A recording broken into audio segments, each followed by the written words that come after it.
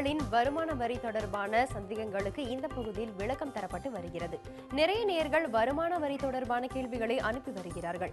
இன்றைய நிகழ்ச்சியில் தஞ்சாவூரிலிருந்து பாண்டியராஜன் என்ற நேயர் கேட்டிருக்கும் கேள்விக்கு விளக்கம் இடம்பெறுகிறது.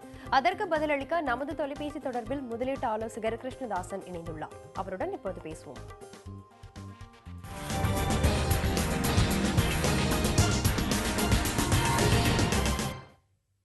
திரு கிருஷ்ணதாசன், வணக்கம். வணக்கம்.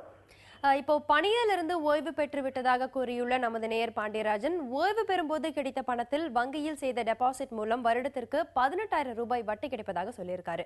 இப்போ வட்டி வருவாய்க்கு 10,000 ரூபாய் வரை வரி விலக்கு உண்டு என்று அறிவதாக கூறிய அவர், மீதமுள்ள 8,000 ரூபாய்க்கு எவ்வளவு வரி செலுத்த வேண்டும்னு கேட்டிருக்காரு. அது மட்டும் இல்லாம வேறு வருமானம் இல்லாத ஓய்வு பெற்றவர்களுக்கு வரி விதிப்புக்கு உட்படாத வேறு சேமிப்பு வழிகள் உள்ளனவா என்றும் கேட்டிருக்காரு.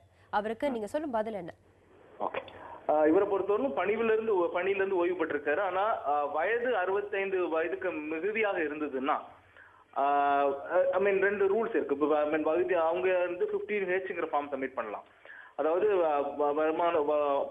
பிக்ஸ்ட் டெபாசிட்ல இருந்து கிடைக்கிற இன்ட்ரெஸ்ட் இன்கம்ல ஒரு வருடத்துக்கு 10,000, அதாவது ஒரு நிதி ஆண்டுல 10,000 ரூபாய்க்கு மேல வட்டி வர்ற பட்சத்துல அதுக்கு வந்து வரி விதிப்பு உண்டு. 10,000 ரூபாய்க்கு கம்மியா வட்டி இருக்கிற பட்சத்துல அதுக்கு வரி விதிப்பு எதுவும் கிடையாது. அதாவது டிடிஎஸ் டிடக்ஷன் மட்டும் தான் கிடையாது. ஸோ அதுக்கு மேல இருக்கிற பட்சத்துல அந்த மொத்த அமௌண்ட்ல அவருக்கு 8,000 ரூபாய்க்கு எவ்வளவுன்னு கேட்டுக்காரு. அவருக்கு 18,000 ரூபாய் இன்ட்ரெஸ்ட் இன்கம் இருக்கு. வேற இன்கம் இருக்கிற பட்சத்துல அவருக்கு கண்டிப்பா டிடிஎஸ் டிடக்ட் பண்ணப்படும். அது என்ன டிடக்ஷன்னா, அந்த மீதி இருக்கிற 8,000 ரூபாய்க்கு மட்டும் கிடையாது, மொத்தம் இருக்கிற அந்த 18,000 ரூபாயிலையும் 10.3% டிடிஎஸ் டிடக்ட் பண்ணப்படும். அதாவது இந்த டிடக்ஷன் வந்து 1,854 ரூபாய். ஸோ அந்த 18,000 ரூபாயில 1,854 ரூபாய் டிடக்ட் பண்ணி 16,146 ரூபாய் அவர் கையில ஆஃப்டர் டிடக்ஷன் கிடைக்கும். இது டிடிஎஸ் டிடக்ஷன் மட்டுமே. இப்போ வேற இன்கம் அவருக்கு இருக்கிற பட்சத்துல தான் இவருக்கு அவர் 15H ஃபார்ம் சப்மிட் பண்ண முடியாது. சீனியர் சிட்டிசனா இருக்கிற பட்சத்துல அவர் இன்னும் 65 வயசு எட்டலைன்னா 15G ஃபார்ம் சப்மிட் பண்ணி எனக்கு வேற இன்கம் இல்லை, அப்படி வேற வரியில வர இன்கம் இல்லை அப்படின்னு சொல்லி அந்த ஃபார்மை சப்மிட் பண்ணும்போது டிடிஎஸ் டிடக்ஷன் இருக்க போறது இல்லை. ஆனா டிடிஎஸ் டிடக்ஷன் இருக்கு, அதாவது வேற இன்கம் இருக்கு, அதனால டிடிஎஸ் டிடக்ஷன் இருக்குங்கிற பட்சத்துல வெறும் இந்த டிடிஎஸோட நின்றாரு. அவரோட இன்கம் எந்த அளவுக்கு இருக்குங்கிற, அதர் இன்கம் எந்த அளவுக்கு இருக்குங்கிறத பொறுத்து அவர் எந்த டாக்ஸ் லேப்ல வருவாரோ, ஏன்னா இந்த மொத்த இன்ட்ரெஸ்டும் அவரோட மொத்த இன்கம்ல சேர்ந்துடும்.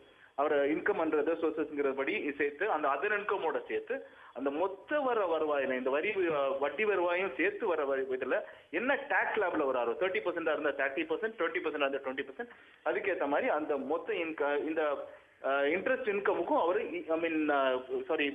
இன்கம் டாக்ஸ் கட்ட வேண்டியிருக்கும். ஸோ அந்த இன்கம் டாக்ஸ் இந்த இதுல இருந்தா கூட அவர் கட்டின டிடிஎஸ் அதை அட்ஜஸ்ட் பண்ணிட்டு பாக்கி இருக்கிறதுக்கு வரி கட்டினா போதும். வேற என்ன வழினா 15G சீனியர் சிட்டிசன் அல்லாத பட்சத்துல 15H சீனியர் சிட்டிசனா இருக்கிற பட்சத்துல சப்மிட் பண்ணி அந்த டிடக்ஷனை பெற முடியும். அதே மாதிரி அவங்க ஒரு நிதியாண்டுல தான் 10,000 ரூபாய்க்கு மேல இருக்கக்கூடாது. ஒரு நிதி என்ன பண்ணணும், ஒரு FD இன்வெஸ்ட் பண்ணும்போது ஒரு நிதியாண்டுல 10,000 ரூபாய்க்கு மேல வராத மாதிரி நம்ம அந்த டைமிங் பண்ணி கூட இன்வெஸ்ட் பண்ணா அந்த இன்ட்ரெஸ்ட் இன்கம்ல இருந்து அவாய்ட் பண்ண முடியும். இன்ட்ரெஸ்ட் இன்கம் டிடிஎஸ்ல இருந்து அவாய்ட் பண்ண முடியும்.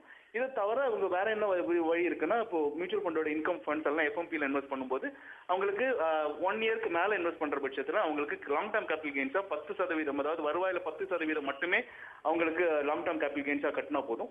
ஸோ இதையும் ஒரு அல்டர்னேட்டிவ் ஆப்ஷனா எடுத்து அவங்க இன்வெஸ்ட் பண்ணலாம். திரு கிருஷ்ணதாசன், நேயர் கேட்ட கேள்விக்கு உங்களோட பதில பதிவு பண்ணீங்க. மிக்க நன்றி. நன்றி.